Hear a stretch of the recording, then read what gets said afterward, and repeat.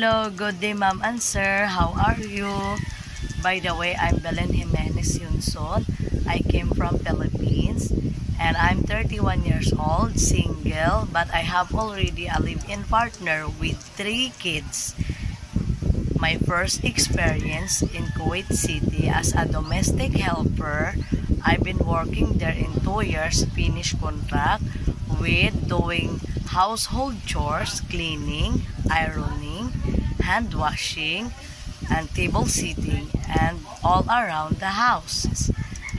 And my second experience in Qatar City, I've been working as a domestic helper as a nanny.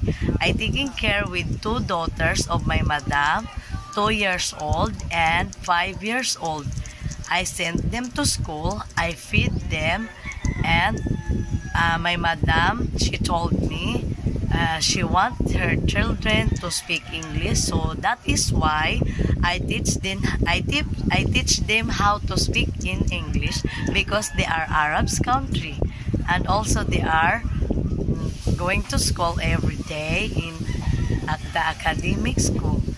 And after that, I am finished contract with 2018 to 2020. For now on, I've been longer to stay in my country here in Philippines.